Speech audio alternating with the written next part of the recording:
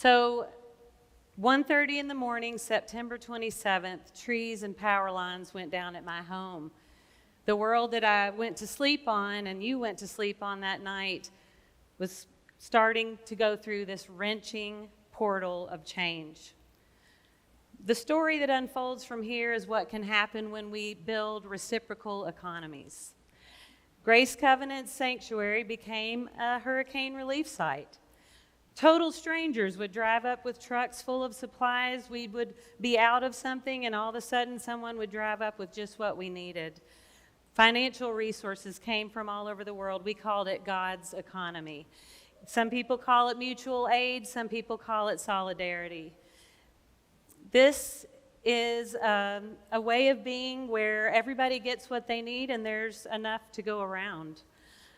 By the second week after the second Sunday after the storm, we were fully ensconced in this portal of change. We were worshiping in the midst of all these supplies.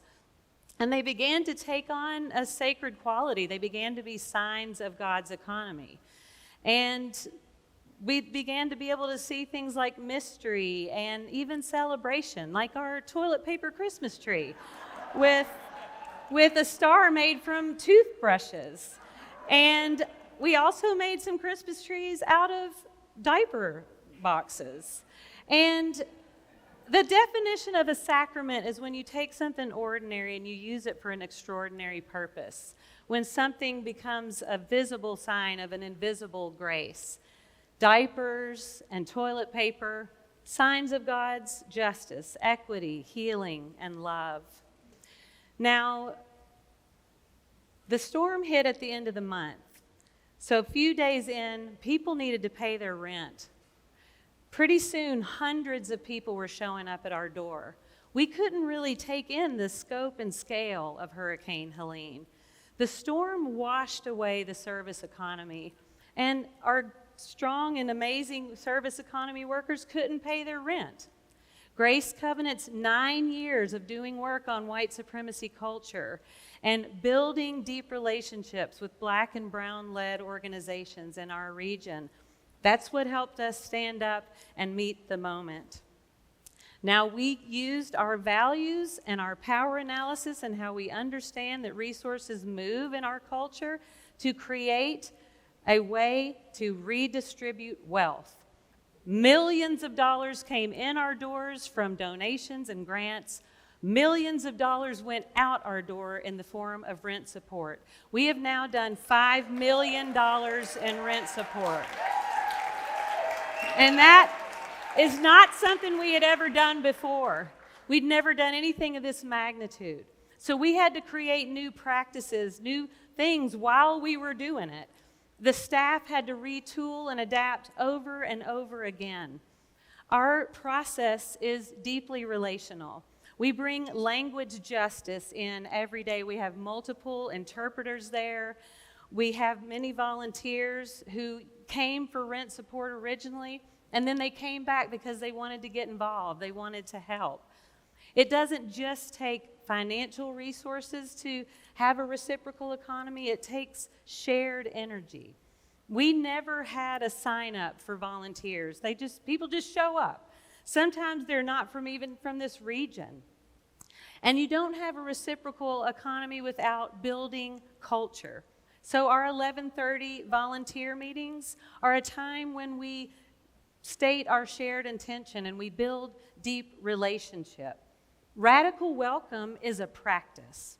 And we take that practice out to those in line there to receive support. We greet them, we tell them how happy we are that they're here, and we share information with them. We tell them what we know about community resources, where they might find some support for things, and what we're doing that day at Grace Covenant.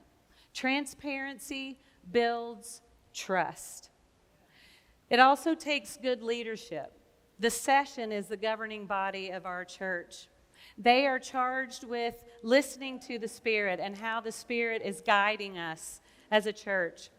They model this reciprocal leadership by being collaborative, adaptive, and on the ground doing the work themselves. We also didn't do this by ourselves. We did it with amazing community partners that have been on the ground with us every day. Faith for Justice Asheville, Youth Transform for Life, Salt Lake Language Justice Collective, Operation Gateway, Just Economics, Swannanoa Communities Together. I could go on and on. We couldn't have done what we did without our partners, and what we did was we changed the landscape of our local economy.